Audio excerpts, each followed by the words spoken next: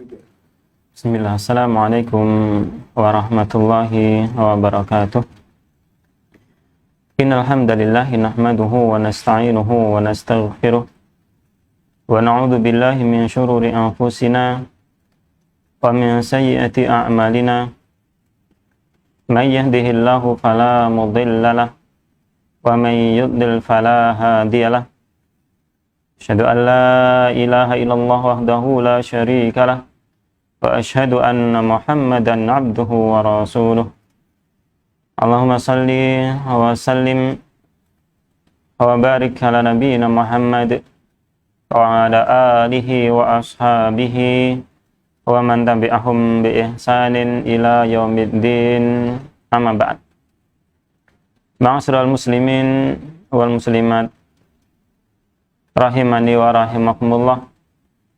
Alhamdulillah, marilah senantiasa kita memanjatkan puji dan syukur kita kepada Allah Subhanahu wa ta'ala yang telah memberikan kepada kita berbagai macam kenikmatan.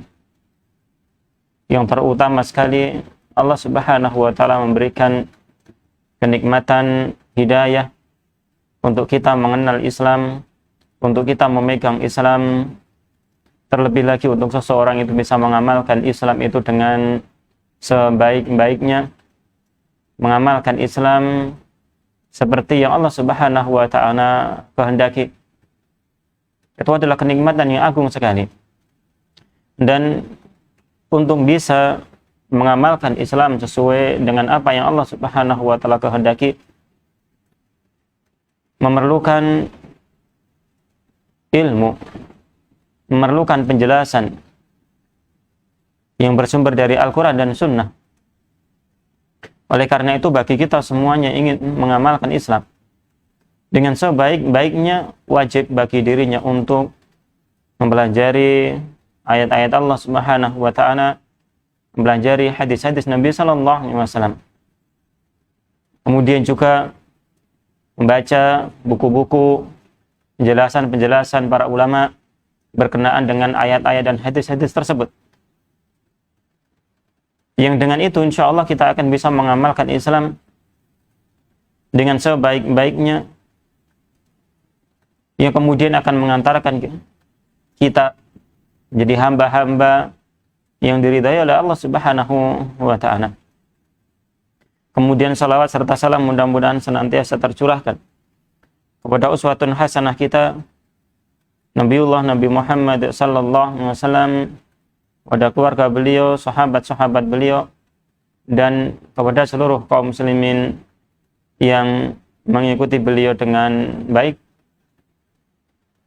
Dan mudah-mudahan senantiasa kita dibimbing oleh Allah Subhanahu wa ta'ala, keluarga kita, turunan kita semuanya, agar bisa senantiasa berada di atas petunjuk Nabi sallallahu alaihi wasallam sampai di akhir hayat kita. Nah, dengan itulah kita akan menjadi orang-orang yang beruntung ketika kita bertemu dengan Allah Subhanahu wa ta'ala.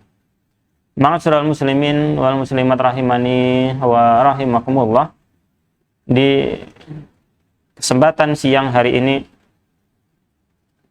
kita kembali melanjutkan pembahasan kita berkenaan dengan keikhlasan dan kejujuran para salaf yang telah ditulis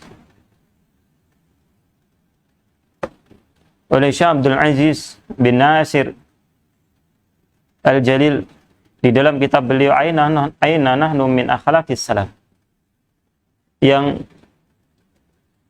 di kesempatan ini kita bersyukur kepada Allah Subhanahu wa ta'ala diberikan kesempatan untuk kembali membaca kitab tersebut, yang sedikit demi sedikit, perkataan demi perkataan kita baca, kita mengambil faedah, yang kemudian kita memohon kepada Allah Subhanahu wa ta'ala dengan tulus agar Allah Subhanahu wa ta'ala memudahkan kita mengamalkan apa yang telah kita baca. Di kesempatan siang hari ini, judul yang kita akan berikan adalah jangan salah niat. Yang mana di sini akan diterangkan oleh beliau beberapa perkataan para ulama berkenaan dengan hal tersebut. Di sini akan diterangkan oleh Imam Al-Zahabi berkenaan dengan pembagian atau kelompok-kelompok tentang orang yang mengamalkan, yang menuntut ilmu kemudian mengajarkannya. Nah, terbagi menjadi beberapa di niat-niat mereka. Itu yang akan kita bahas insyaallah di kesempatan siang hari ini. Ada di sana niatan yang benar dan ada niatan yang rusak. Namun sebelum itu,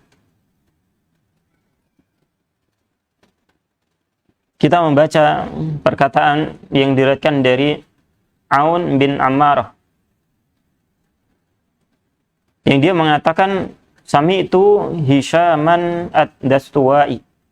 Saya telah mendengar dari Hisyam ad-Dastuwai, yang beliau ini salah seorang tabi'in yang mulia, seorang yang siqah, seorang yang hafid, yang hadisnya diterima, hadisnya dijadikan rujukan oleh para ulama hadis dalam meriwayatkan hadisnya. Dan keutamaan beliau dalam ilmu hadis sangatlah banyak. Yang mana tentang beliau ini pernah ditanyakan tentang hufatnya Ahlul Basrah, tentang para hafidnya penduduk Basrah. Maka dikatakan di sana adalah beliau ini, yakni Hisyam ad-Dastuwai. Namanya adalah Hisyam, yang kemudian disandarkan kepada ad-Dastuwai karena itu adalah salah satu di antara jenis pakaian yang beliau jual. Ya, sehingga beliau dikenal dengan barang-barang atau pakaian yang beliau jual.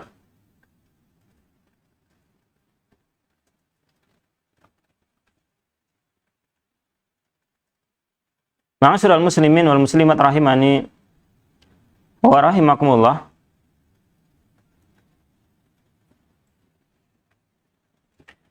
Dikatakan tentang kesikohan beliau, salah satu di antaranya adalah dari Ibnu Ma'in. Dia mengatakan, kana Yahya al-Qattan idza sami al-haditsa min Hisyam ad-Dastuwai. Apabila Al-Qattan ini mendengar sebuah hadis dari Hisyam ad-Dastuwai, dia mengatakan la yubali alla yasma'uhu min ghairi. Dia enggak peduli kalau dia tidak mendengarkan dari yang lainnya. Artinya kepercayaan penuh tentang hadis tersebut diberikan kepada Hisyam ini. Artinya memang benar-benar kesikohannya diterima oleh para ulama, yang tidak ada keraguan lagi tentang riwayat-riwayat hadis yang beliau riwayatkan. Ini tentang beliau.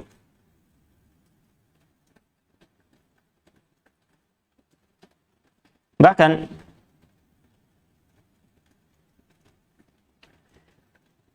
dikatakan bahwasanya beliau ini adalah orang yang paling tahu tentang hadis-hadis dari Qatadah. Dikatakan juga oleh Ibnu Ma'in bahwasanya Syu'bah dia mengatakan Hisyam, yakni ad-Dastuwai ini, a'lamu bihadisi Qatadah minni. Hisyam ini lebih tahu, lebih berilmu dariku, dari Syu'bah, tentang hadis-hadis yang diriwayatkan oleh Qatadah. Ini demikian beberapa riwayat dari para ulama kita berkenaan dengan ilmu yang dimiliki oleh Hisyam ad-Dastuwai, seorang perawi hadis yang dipercaya oleh para ulama hadis. Yaqul, dia mengatakan, wallahi, demi Allah, ma astati'u an aqula. Aku tidak mampu untuk mengatakan inni dhahabtu yauman. Sesungguhnya di suatu hari aku telah pergi, qattu, di satu hari saja, atlabul hadisa, yang aku di situ menuntut ilmu, uridu bihi wajhallahi azza wa jalla, menuntut ilmu karena Allah subhanahu wa ta'ala, karena mengharapkan wajah Allah subhanahu wa ta'ala. Padahal kita tahu tadi beliau adalah seorang ulama hadis yang ilmunya tidak lagi diragukan. Menuntut ilmu adalah suatu yang beliau lakukan di hari demi harinya. Namun lihatlah beliau di antara kejujuran para ulama terdahulu dan pahamnya mereka tentang keikhlasan kepada Allah Subhanahu wa ta'ala, dia mengatakan, saya enggak berani untuk mengatakan saya telah menuntut ilmu satu hari saja. Niatnya ikhlas karena Allah Subhanahu wa ta'ala. Ini dikarenakan memang begitu beratnya keikhlasan kepada Allah Subhanahu wa ta'ala. Begitu beratnya seseorang itu melawan riya. Dan begitu sulitnya riya tersebut dihilangkan atau dilawan. Maka di sini hendaklah kita berhati-hati dari penyakit yang satu ini. Penyakit riya yang senantiasa akan menggelincirkan seseorang. Akan menjadikan seseorang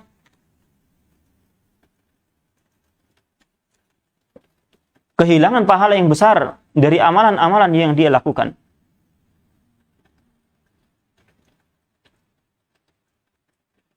Telah berkata Yusuf bin Al-Husain, dia mengatakan tentang niat. Yang adalah kita perhatikan di sini, beliau mengatakan aizu syai'in fid dunya al-ikhlasu. Yang paling mulia di dunia ini, sesuatu yang paling mulia di dunia ini adalah keikhlasan. Sesuatu yang paling tinggi, yang paling mulia kedudukannya adalah ikhlas. Atau kita bisa artikan di sini untuk mengikuti konteks berikutnya, sesuatu yang paling sulit dilakukan di dunia ini adalah ikhlas. Beliau mengatakan, wa kam ajtahidu fi isqatir riya. Begitu seringnya aku berusaha, berjihad, sungguh-sungguh untuk menghilangkan riya dari dalam diriku. Wa ka'annahu yanbutu fihi ala launin akhar. Akan tetapi riya tersebut tumbuh di dalam hati untuk mengotori keikhlasan tersebut dengan bentuk yang lainnya. Satu riya muncul diperangi, kemudian muncul lagi dalam bentuk yang lainnya. Yang tentunya yang seperti ini, ayo ikhwah rahimani wa rahimakumullah, akan bisa dilakukan bagi orang-orang yang memang merasakan kehadiran riya tersebut. Karena kebanyakan di antara kita mungkin tidak bisa merasakan akan kehadiran riya itu di dalam dirinya. Dikarenakan kejahilan seseorang, ketidaktahuan seseorang tentang hakikat daripada riya. Dan ketika seseorang telah mengetahui tentang hakikat riya tersebut, dia perhatikan di dalam hatinya ketika dia melakukan amalan, maka insya Allah biidnillahi ta'ala dia akan bisa merasakan kehadiran riya tersebut, kemudian dia berusaha untuk menolaknya. Dan ketahuilah sebagaimana dikatakan oleh Yusuf bin Al-Husain tadi, bahwasanya ketika seseorang itu berusaha untuk memerangi riya ketika dia muncul, ya, dia bisa memerangi satunya, menghilangkan satu tersebut, maka dia akan muncul di dalam bentuk yang lainnya. Ya.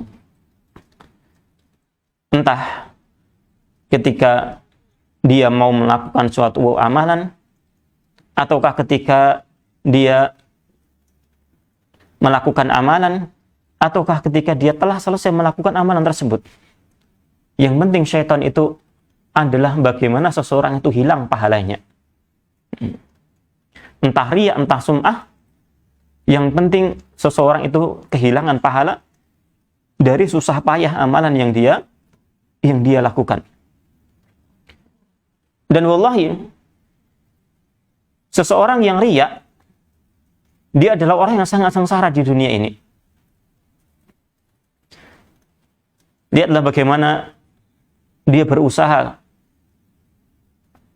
mencurahkan pikirannya, mencurahkan tenaganya, bahkan harta, bahkan jiwanya dia korbankan, ya, hanya untuk mencari pujian manusia, hanya agar dilihat oleh manusia, akan mendapatkan follower yang banyak, agar mendapatkan jempol yang banyak, mencurahkan banyak tenaganya. Wa'idzubillah. Dan sudah beberapa kali kita bawakan tentang hadis yang agung, hadis dari Abu Hurairah radhiyallahu taala anhu, yang menerangkan tentang tiga orang yang memiliki amalan yang agung. Namun ternyata malah mereka adalah orang yang pertama kali diadili oleh Allah Subhanahu wa taala, kemudian diperintahkan untuk diseret di atas wajahnya, kemudian dilemparkan ke dalam neraka, wa'iyadzubillah. Orang yang pertama adalah rajulun istashhada atau istushhida, seseorang yang dia mati syahid, kemudian dia didatangkan oleh Allah Subhanahu wa taala untuk diadili di hari kiamat nanti. Kemudian dikenalkan nikmat-nikmat yang Allah Subhanahu wa taala berikan kepada dirinya sampai dia terbawa untuk mati syahid. Ditanya oleh Allah Subhanahu wa taala, "Fama amilta fiha?" Apa yang kau lakukan dengan nikmat-nikmat tersebut? Dia mengatakan, "Qataltu fika." Aku telah berperang di jalanmu sampai aku mati syahid, katanya. Qala kadzabta. Allah Subhanahu wa taala katakan, engkau dusta, kamu bohong. Walakinnaka qatalta, akan tetapi engkau itu berperang li an yuqala jari, agar engkau dikatakan sebagai seorang yang pemberani. Dan Allah Subhanahu wa taala Maha tahu tentang apa yang ada di dalam hati seseorang. Dohirnya berperang, bahkan nyawanya dia apa? Korbankan. Nyawa. Mungkin sesuatu yang paling berharga yang dimiliki oleh seseorang, dia korbankan hanya untuk mencari sekelumit pujian dari orang. Oh, si fulan itu pemberani. Si fulan itu apa? Pemberani. Kau tekil, dan engkau sudah mendapatkan pujian tersebut. Engkau sudah dikatakan di dunia ini sebagai seorang pemberani. Wa'idzubillah. Kemudian Allah Subhanahu wa taala perintahkan orang tersebut untuk diseret di atas wajahnya sampai kemudian dilemparkan ke dalam api, ke dalam neraka, naudzubillah. Ini kelompok yang pertama. Kelompok yang kedua adalah seseorang yang ta'allama ilman wa 'allamahu. Seorang yang menuntut ilmu, kemudian dia mengajarkan ilmu tersebut. Membaca Al-Qur'an, kemudian didatangkan nikmat-nikmat tersebut. Kemudian ditanya seperti kelompok yang pertama, orang yang pertama, dia menjawab ikhlas karena Allah Subhanahu wa taala. Kemudian didustakan oleh Allah Subhanahu wa taala. Wa qara'atal Qur'an. Bukankah engkau ini ta'alam ilma, telah mempelajari ilmu liuqal, agar engkau dikatakan sebagai alim, seorang yang berilmu. Wa qara'atal Qur'an, dan engkau membaca Al-Qur'an liuqal, agar engkau dikatakan huwa qari, dia itu adalah seorang qari, orang yang bacaannya bagus, membaca Quran dan sebagainya. Faqad qil, dan sudah dikatakan engkau sudah mendapatkan pujian tersebut. Kemudian diperintahkan orang itu diseret di atas wajahnya, ya, kemudian dilemparkan ke dalam neraka. Na'udzubillahi min dzalik. Kemudian yang terakhir adalah seseorang yang memiliki peran besar di dalam dakwah, peran besar di dalam sedekah, ya. Peran besar di dalam sedekah. Tidaklah ada satu jalan yang dicintai oleh Allah Subhanahu wa taala untuk diinfaki, pasti dia masukkan hartanya ke dalam jalan tersebut. Ya. Dan dia katakan adalah ikhlas karena Allah Subhanahu wa taala dan didustakan pula oleh Allah Subhanahu wa taala. Ya. Yang kemudian dia diperintahkan pula untuk diseret di atas wajahnya, dilemparkan ke dalam api. Ini kalau seseorang itu salah niat, ya, maka apapun amalan kita, besar atau kecil, maka jangan sampai salah niat. Niatkan ikhlas karena Allah Subhanahu wa taala untuk mendapatkan surga Allah Subhanahu wa taala, agar dijauhkan dari api nerakanya Allah Subhanahu wa taala, untuk mendapatkan wajah Allah Subhanahu wa taala. Jangan sampai untuk mendapatkan bagian-bagian dari perkara dunia, bahkan untuk mendapatkan sanjungan-sanjungan dari manusia. Wa'idzubillah. Ya. Terus bagaimana Ustaz kalau misalkan sudah terjadi, niatnya sudah salah, maka ketahuilah bahwasanya Allah Subhanahu wa taala Maha penerima taubat. Yang Rasulullah SAW katakan, at-taibu minadz-dzanbi kama la dzanba lahu. Seseorang yang bertobat dari dosa, maka seolah-olah dia adalah orang yang tidak memiliki dosa. Demikian, dan Allah Subhanahu wa taala, ya, senantiasa terbuka pintunya untuk menerima tobat, senantiasa terbentang tangannya untuk menerima tobat dari hamba-hambanya selama belum terlambat, selama sakaratul maut yang mendatangi dirinya, dan selama matahari belum terbit dari barat. Ya. Maka masih ada kesempatan untuk kita semuanya, untuk kita bertobat dari niatan-niatan yang buruk tersebut, dan memohon kepada Allah Subhanahu wa taala agar kita dijaga dari niatan-niatan yang rusak. Nah, ma'asyiral muslimin wal muslimat rahimani wa rahimakumullah. Kembali lagi kepada perkataan dari Hisham Ad-Dastuwai yang menunjukkan tentang beratnya niat, tentang beratnya keikhlasan yang harus dilakukan oleh seseorang. Beliau tidak berani untuk mengatakan bahwasannya saya itu sudah ikhlas menuntut ilmu 1 hari saja. Ya. Ikhlas mengharapkan wajah Allah Subhanahu wa taala. Maka kemudian Al-Imam Adz-Dzahabi di dalam Syiar A'lamin Nubala mengomentari perkataan daripada Hisham. Dia mengatakan, wallahi wala ana, demi Allah, tidak pula aku. Yakni maksudnya beliau juga tidak berani untuk mengatakan bahwasannya aku sudah ikhlas dalam menuntut ilmu Allah Subhanahu wa taala, dalam rangka mencari ilmu Allah Subhanahu wa taala, dalam berjalan mencari hadis, menulisnya, menghafalkannya, kemudian mengajarkan kepada manusia. Ini kejujuran mereka, para salaf kita. Dan sungguh kita ini sangatlah jauh dari mereka. Dan begitu mudahnya kita mengatakan yang penting kan ikhlas. Ya. Saya sudah ikhlas, saya sudah demikian dan demikian, sudah ikhlas dan seterusnya demikian. Ini keadaan kita. Ternyata para salaf kita dulu untuk mengatakan saya ikhlas itu sungguh sangat berat sekali. Dan mungkin perlu kita jadikan catatan kita di sini agar kita tidak mengatakan perkataan yang demikian. Saya sudah ikhlas dan sebagainya. Ya, ini apa? Bahwasannya perkataan kita itu, saya sudah ikhlas. Perkataan seperti itu, ini sungguh mungkin hanya akan menambah beban kita di hadapan Allah Subhanahu wa taala. Karena perkataan itu adalah sesuatu yang harus kita pertanggungjawabkan di hadapan Allah Subhanahu wa taala. Kalau itu benar, walhamdulillah.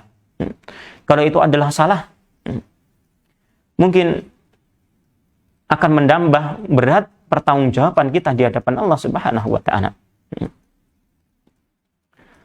Nah, kemudian Al-Imam Adz-Dzahabi mengomentari atau memberikan pembagian-pembagian tentang niatan-niatan seseorang di dalam menuntut ilmu.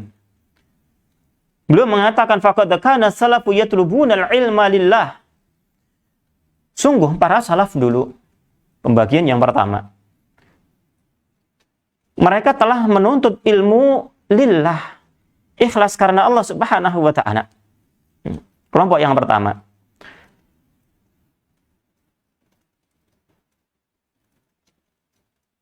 Fanabulu wasara immatan yuhtada bihim.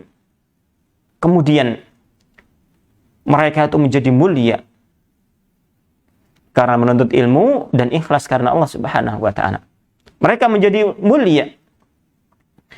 Dan kemudian mereka menjadi a'immatan, menjadi para imam. Yuqtada bihim, yang diikuti manusia, yang dijadikan contoh. Ini keadaan mereka. Dan sungguh sudah banyak sekali di antara mereka dari awal. Ya, mereka berjalan menuntut ilmu, mereka ikhlas kepada Allah Subhanahu wa ta'ala. Sehingga Allah Subhanahu wa ta'ala mudahkan langkah demi langkah. Ya, hadis demi hadis dia peroleh, kemudian dimudahkan untuk mengamalkannya. Ya, sampai akhirnya mereka dikenal sebagai orang yang mulia, kemudian diikuti oleh manusia, dijadikan contoh oleh manusia. Dan begitu besar sekali pahala yang didapatkan oleh mereka. Bi'idnillahi ta'ala. Ini kelompok yang pertama. Para salaf yang ikhlas dalam menuntut ilmu. Wa talabahu qaumun minhum awalan la lillah. Dan juga ada satu kaum di antara mereka para salaf menuntut ilmu di keadaan yang pertama kali itu la lillah, tidak ikhlas karena Allah Subhanahu wa ta'ala. Ada niatan yang lain. Wa hasaluhu, akan tetapi mereka mendapatkan ilmu itu bi'idnillahi ta'ala. Niatnya awal tidak ikhlas, namun dia berhasil mendapatkan ilmu. Tsumma istaqamu, kemudian mereka bisa istiqomah di atas hal tersebut, di atas menuntut ilmu. Wa hasabu anfusahum, kemudian dengan izin dari Allah Subhanahu wa ta'ala, dengan taufik dari Allah Subhanahu wa ta'ala, mereka mengintrospeksi diri mereka. Fajarrahumul ilmu ilal ikhlas fi asna'i tariq. Kemudian ilmu tersebut membawa mereka untuk berbuat ikhlas di tengah-tengah jalan. Ya, ini demikian keadaannya. Awalnya nggak ikhlas, namun dikehendaki oleh Allah Subhanahu wa ta'ala, kemudian mereka introspeksi diri. Ini pentingnya introspeksi diri agar kita bisa mengetahui kesalahan kita, kemudian kita bertobat di situ. Ya. Kemudian ilmu mereka kemudian membawa mereka untuk berbuat ikhlas kepada Allah Subhanahu wa ta'ala. Sebagaimana dikatakan oleh Mujahid dan yang lainnya. Mujahid mengatakan, seorang tabi'in, ya, murid daripada Ibnu Abbas radhiyallahu ta'ala anhu. Dia mengatakan, talabna hadzal ilma, kami telah menuntut ilmu ini, telah mencari ilmu ini, wa ma lana fihi kabirun niyatin. Dan kami tidak memiliki niat yang agung. Kami telah menuntut ilmu ini, telah mencari ilmu ini, yakni ilmu syariat ini, ilmu Al-Quran dan Sunnah ini, dan kami tidak memiliki niat yang agung. Artinya yang dia miliki adalah niat-niat yang mungkin rendah. Tidak ikhlas karena Allah Subhanahu wa ta'ala. Tsumma razaqallahu niyyata ba'du. Kemudian Allah Subhanahu wa ta'ala rizqikan niat tersebut setelahnya. Maka niatan-niatan yang khalis, niatan-niatan yang agung, itu adalah rizki dari Allah Subhanahu wa ta'ala, sebagaimana dikatakan oleh Mujahid, ya, rahimahullah ta'ala. Yang Allah Subhanahu wa ta'ala membagikan rizki tersebut kepada orang-orang yang memang Allah Subhanahu wa ta'ala kehendaki.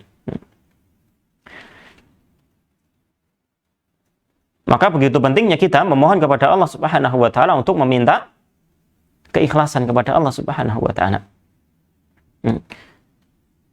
Bahkan perhatian kepada ikhlas, kepada hati yang tulus dalam melakukan amalan, itu lebih penting kita perhatikan daripada kita memperhatikan tentang amalan yang kita lakukan itu sendiri. Wa ba'duhum yaqul, sebagian di antara mereka mengatakan, talabna hadzal ilma li ghairillah, kami telah mencari ilmu ini, mencari ilmu syariat ini li ghairillah, karena selain Allah Subhanahu wa taala. Karena riya dan sebagainya. Fa amba ayyakuna illa lillah. Kemudian dia pun enggan untuk menuntut ilmu kecuali karena Allah Subhanahu wa taala. Ini yang tentunya hidayah dari Allah Subhanahu wa taala. Nah, awalnya perhatikan, dia menuntut ilmu tidak ikhlas karena Allah Subhanahu wa taala, niatan-niatan yang lain, niatan-niatan yang rendah. Ya. Namun walhamdulillah diberikan hidayah, diberikan petunjuk oleh Allah Subhanahu wa taala, diberikan rizki untuk bisa ikhlas kepada Allah Subhanahu wa taala. Ya, fa hadza aidan hasan, dan yang seperti ini pula adalah sesuatu yang baik, kata beliau Al-Imam Az-Zahabi. Ya. Tsumma anasharuhu bi niyatin salihatin, kemudian mereka menyebarkan ilmu tersebut, ilmu yang mereka pelajari, yang mereka peroleh, mereka sebarkan di tengah-tengah manusia dengan niatan-niatan yang saleh, dengan niatan-niatan yang bagus karena Allah Subhanahu wa taala. Ini kelompok yang pertama yang mereka di dalam kebaikan. Niatan pertama sudah dari awal lillah, kemudian diberikan ilmu dan mengamalkannya. Kemudian yang kedua, yang pertama tidak ikhlas, kemudian mereka diberikan niatan yang ikhlas oleh Allah Subhanahu wa taala di pertengahan jalannya. Kemudian istiqomah yang di atas niatan yang saleh. Mereka berada di atas kebaikan bi'idnillahi ta'ala. Kemudian Al-Imam Az-Zahabi mengatakan yang berikutnya, wa qaumun talabu biniyatin fasidah li ajli dunya. Dan di sana ada suatu kaum yang mencari ilmu dengan niatan yang rusak. Yakni menuntut ilmu karena niatan-niatan dunia.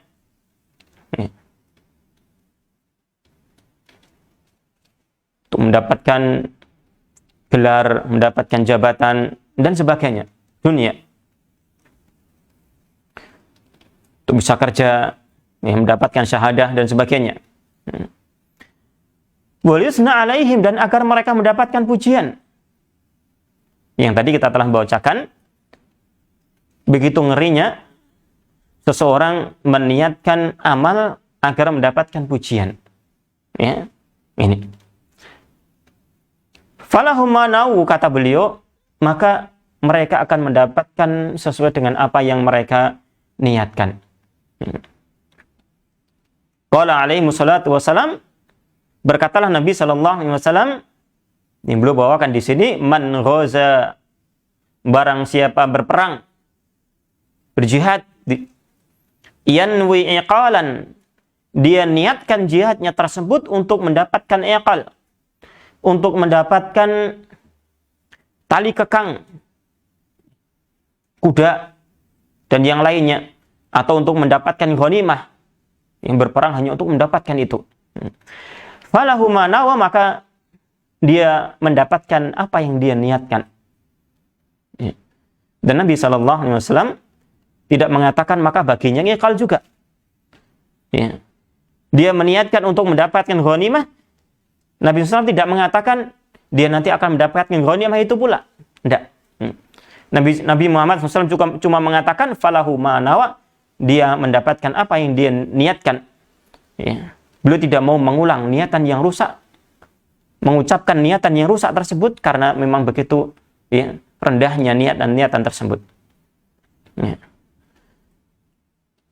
Wa tara hadha darba lam yastadi'u binuril ilmi, dan Anda akan melihat tentang kelompok yang seperti ini, yakni orang-orang yang mengamalkan suatu amalan, menuntut ilmu, berjuang di jalan Allah Subhanahu wa taala, mempelajari Al-Qur'an dan hadis Karena niatan-niatan dunia dan untuk mendapatkan pujian, Anda melihat kelompok yang seperti ini, lam yastadi'u binuril ilmi. Mereka itu tidak akan mendapatkan pencerahan dengan cahaya ilmu. Ilmu adalah cahaya, ya ikhwah rahimani wa rahimakumullah. Namun ketika seseorang itu niatnya salah, maka kata beliau tidak akan dia mendapatkan penerangan cahaya ilmu. Bahkan wal'iyadzubillah, kalau dia mendakwahkan ilmu tersebut, dia sudah mendapatkan ilmu, kemudian dia bisa mendakwahkannya, namun sekali lagi niat yang gak ikhlas, misalkan mungkin dia memberikan penerangan kepada orang lain, kaum muslimin, orang lain mengambil faedah dari dirinya, namun dia sendiri tidak mendapatkan faedah dari ilmu yang dia miliki, wal'iyadzubillah, maka perumpamaan bagi dirinya adalah seperti syiraj, seperti obor. Dia menerangi orang lain namun dirinya terbakar, wa'iyadzubillah. Ya. Wala lahum waqa'un fi nufus, dan mereka ini juga tidak akan mendapatkan sesuatu yang menancap di dalam jiwanya berupa rasa takut kepada Allah Subhanahu wa taala, berupa kemuliaan yang ada di dalam dirinya. Dia tidak mendapatkan faedah yang berfaedah, yang bisa menjadikan jiwa-jiwanya itu baik di hadapan Allah Subhanahu wa taala. Wala li'ilmihim kabirun natijah, dan dia tidak akan mendapatkan faedah yang besar dari ilmu-ilmu mereka. Minal amal, berupa sebuah amalan. Artinya ilmu mereka, ilmu orang-orang yang salah niatnya, ini tidak akan berbuah jadi amalan-amalan saleh. Maka seorang penuntut ilmu, agar dia bisa mengamalkan ilmu itu dalam bentuk amalan-amalan yang saleh, agar dimudahkan oleh Allah Subhanahu wa taala mengamalkan amalan yang saleh, maka yang pertama kali harus dia usahakan adalah menata hatinya untuk ikhlas kepada Allah Subhanahu wa taala. Wa innamal alimu man yakhshallaha ta'ala. Dan seorang yang alim itu adalah hanya orang yang merasa khasyah, orang yang takut kepada Allah Subhanahu wa taala. Begitu banyaknya atau betapa banyak pun ilmu yang ada pada seseorang, dia tidak akan dikatakan sebagai seorang yang alim sampai dia merasa takut kepada Allah Subhanahu wa taala, sehingga ilmunya tersebut membawa dia untuk beramal saleh, untuk berbuat kebaikan, untuk menata dirinya di hadapan Allah Subhanahu wa taala, karena dia takut kepada Allah Subhanahu wa taala. Wa qaumun nalu ilma, dan juga ada suatu kaum yang mereka telah mendapatkan ilmu.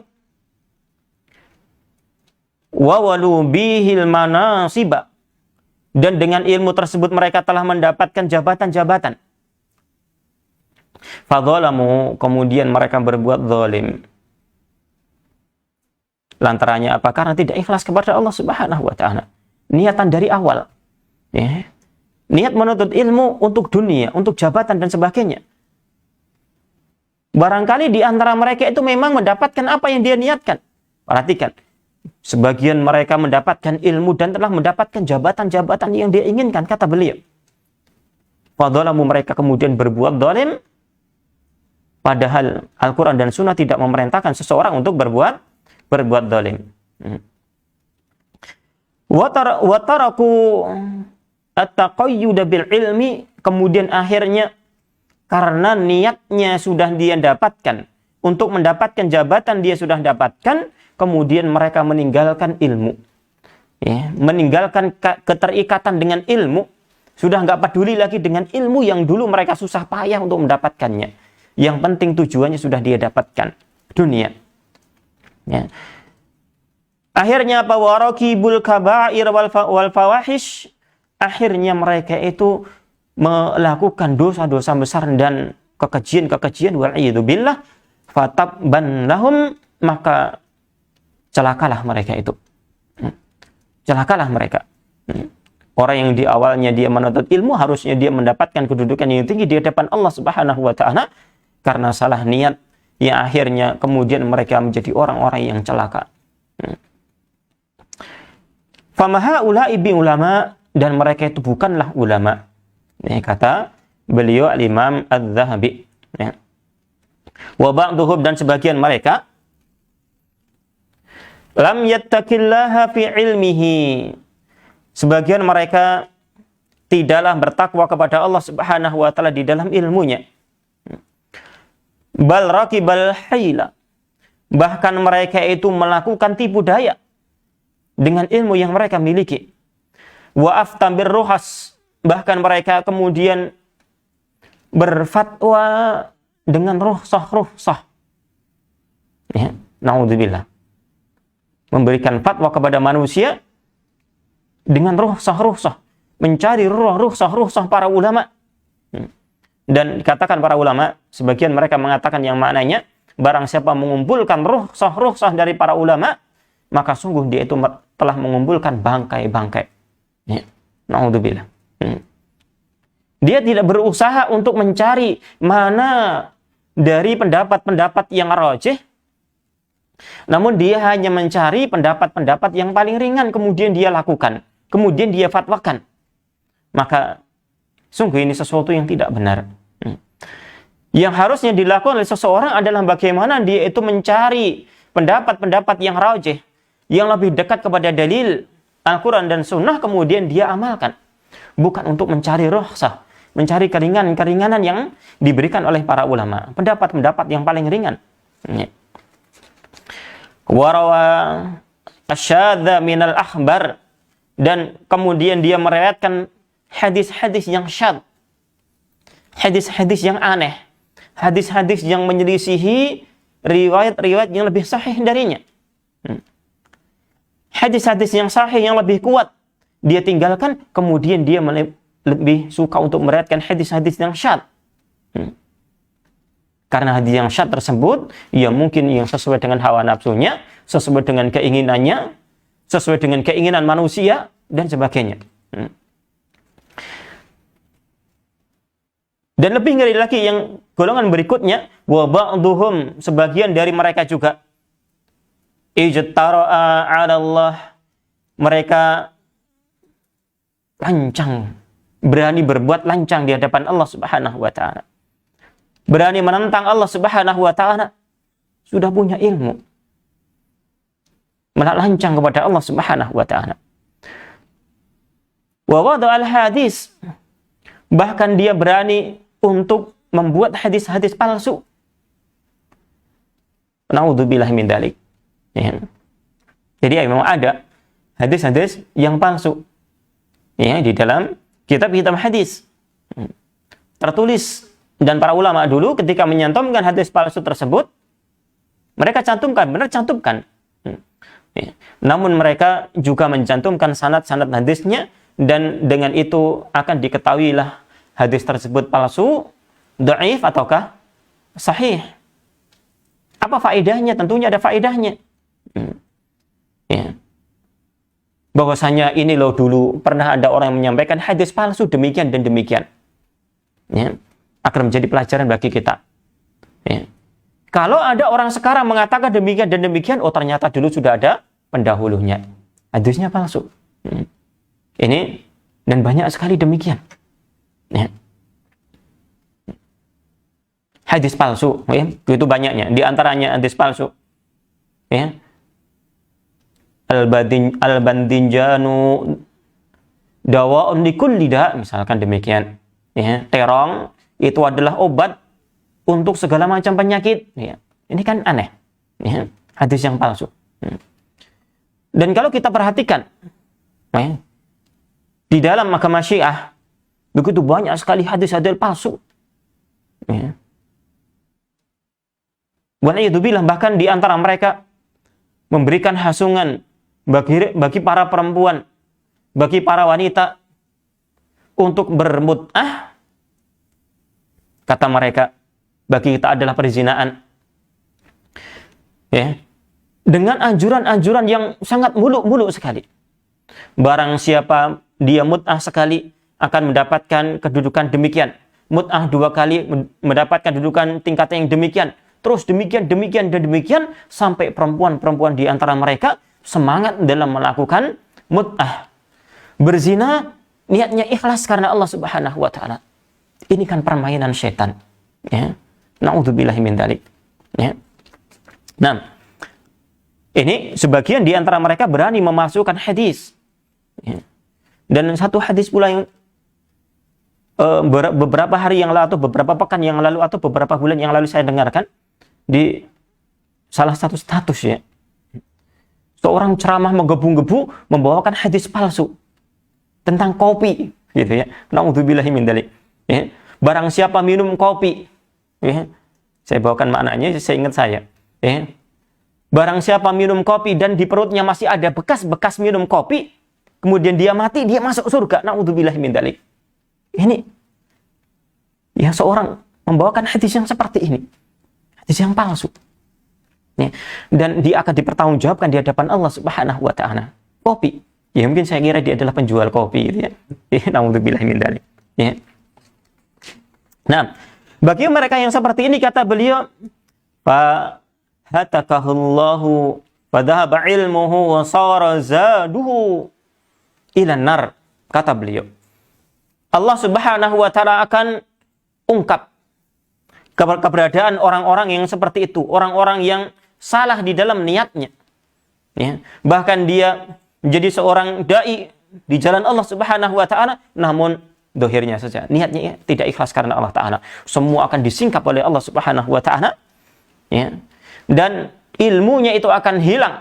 Allah akan hilangkan ilmunya. Kalaupun dia masih memiliki ilmu, ilmunya tidak akan memberikan bekas sama sekali untuk dirinya. Ya. Wasara zaduhu ilan nar. Bahkan itu semuanya akan ya, menambah dia untuk menuju neraka. Ya. Itu akan menjadi bekal dia. Ya. Menuju neraka, na'udzubillahi min dzalik. Berarti orang tersebut sedikit demi sedikit mengumpulkan bekal untuk berjalan menuju neraka yang azabnya sangat mengerikan sekali. Sedikit demi sedikit, selangkah demi selangkah. Ya, yang tentunya ya, orang-orang yang berakal tidak akan mau ya, berjalan untuk menuju sebuah kehinaan, menuju sebuah adab wal'iyadzubillah. Ya. Nah, kata beliau, Al-Imam Adz-Dzahabi, fahaulai al-aqsam, mereka, kelompok-kelompok ini, kulluhum, mereka semua itu, raw minal ilmi syai'an kabira.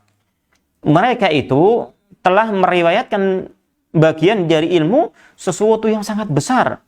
Ya, belum meriwayatkan keadaan-keadaan orang-orang yang terdahulu.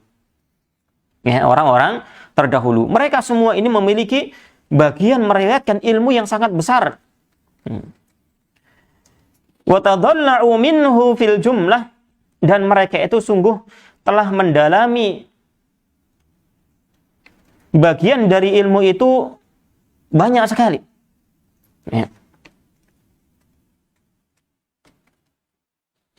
Fa khalafa min ba'dihim khalfun, yang kemudian akan datang setelah mereka suatu generasi bana naqsuhum fil ilmi wal amal, yang sangat jelas sekali kekurangannya di dalam ilmu dan amal. Ya. Tadi diberikan kelompok-kelompok, kelompok yang benar dan kelompok yang salah oleh Imam Adz-Dzahabi. Ya. Kelompok yang benar, mereka telah mendapatkan kemuliaan dan telah menjadi panutan bagi umat, dan kelompok yang salah, ya, mereka juga telah mendapatkan hasilnya masing-masing. Yang berikutnya, kelompok-kelompok yang berikutnya, generasi demi generasi, menyusul mereka, orang-orang yang sangat jelas kekurangannya di dalam ilmu dan amal. Termasuknya adalah kita. Bahkan mungkin ya, kalau ilmu itu bisa kelihatan, ya, kalau ilmu itu bisa kelihatan, ya, ya mungkin saya nggak akan duduk di sini, gitu ya. Nasallallahu alaihi wasallam.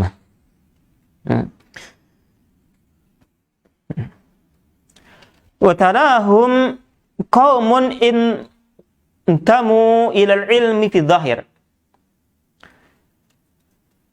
Dan juga akan mengikuti mereka atau akan muncul lagi setelah mereka orang-orang yang menyandarkan diri mereka kepada ilmu, mengaku berilmu secara zahir. Dikatakan ustadz dan yang lainnya. Namun walam yattaqanu minhu siwa nazrin yasirin. Namun mereka itu tidaklah menguasai sedikit pun bagian dari ilmu tersebut. Sedikit saja. Tidak menguasainya.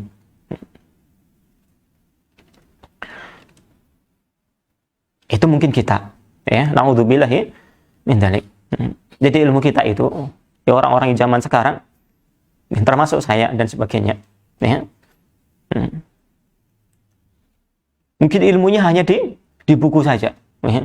Ini kalau ngisi pengajian, bukunya ketinggalan mungkin nggak jadi ngisi. Gitu ya. Ini gitu. Kalau dulu para ulama dulu, ya, al-ilmu fi sudur, ilmu itu ada di dalam hatinya. Ya. Ini mereka. Kalau kita al-ilmu fi sutur, ilmu kita itu ada di tulisan-tulisan. Ya, di kitab-kitabnya. Ya, kalau ketinggalan bukunya, berarti ilmunya ketinggalan pula. Ya. Ini keadaan kita, orang-orang di akhir zaman, dan tentunya ya, karena banyaknya dosa, karena banyak kesalahan yang kita lakukan, ya, sehingga ilmu tersebut ya, tidak kokoh di dalam hati-hati kita. Nah, di antara mereka pula, awhamu bihi annahum ulama'u fudala.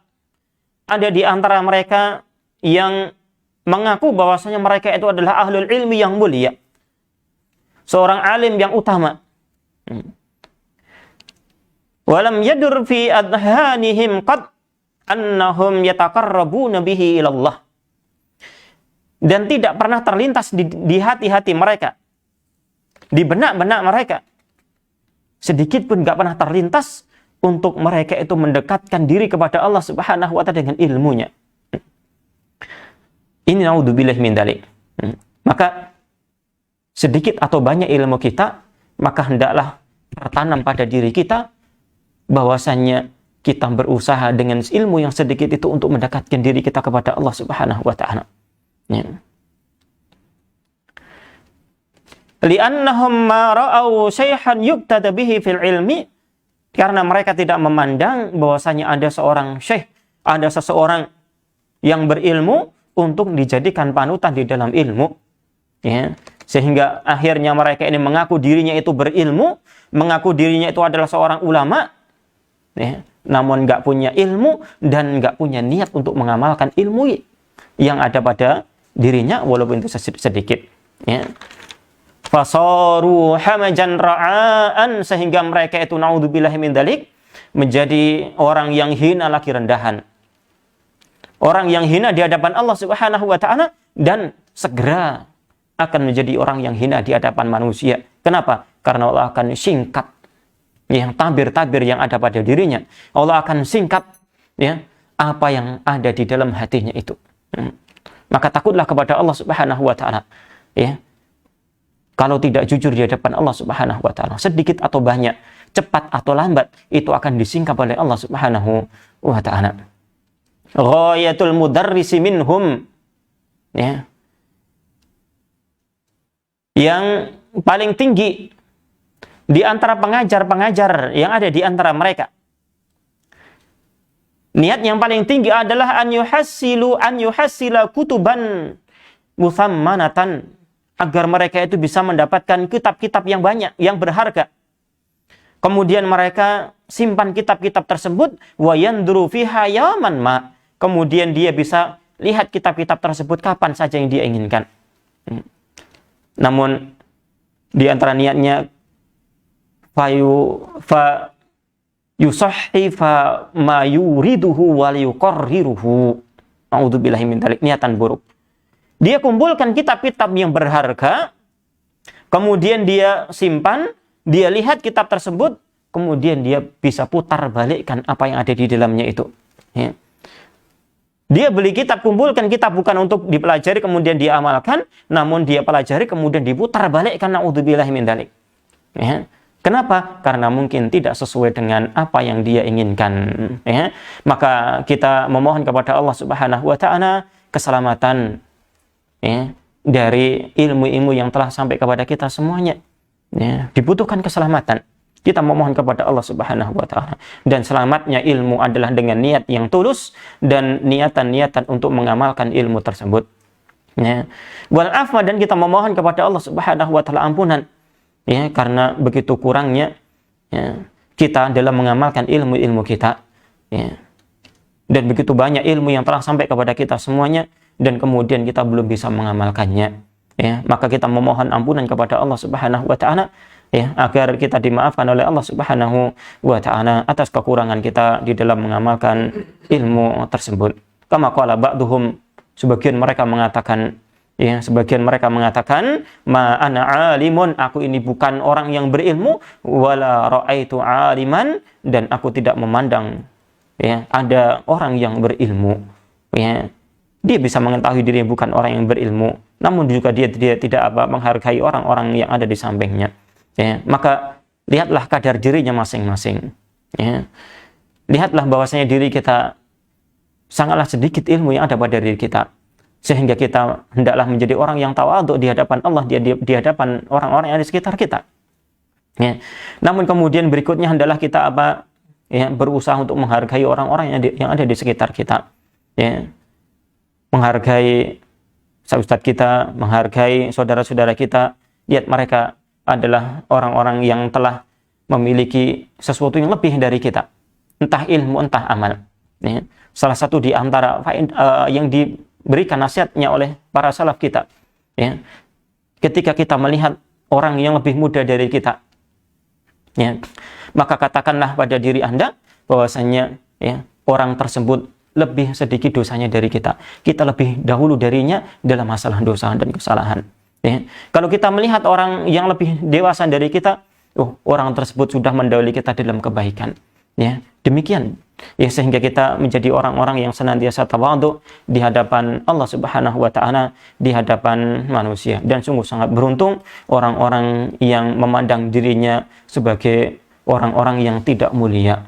Ya, sehingga dia terus berusaha untuk menjadi orang yang mulia di depan Allah Subhanahu wa Ta'ala. Dan sungguh sangat celaka seseorang yang sudah memandang dirinya itu sudah menjadi orang yang mulia. Ya, karena dengan itu dia tidak akan berusaha lagi untuk menjadi yang lebih baik. Wallahu ta'ala a'lam bishawab. Mudah-mudahan, ya, ini bisa menjadi peringatan bagi kita semuanya tentang bahayanya riya, bahayanya niatan-niatan yang rusak di dalam amalan-amalan yang baik. Ya, ini Allahu ta'ala a'lam bishawab. Kurang lebihnya minta maaf. Wassallallahu ala nabiyina Muhammad wa ala alihi wa ashabihi ajma'in. Subhanakallah bihamdika asyhadu alla ilaha illa anta astaghfiruka wa atubu ilaih. Wa akhiru da'wana alhamdulillahi rabbil alamin. Assalamualaikum warahmatullahi wabarakatuh. Astagfirullah.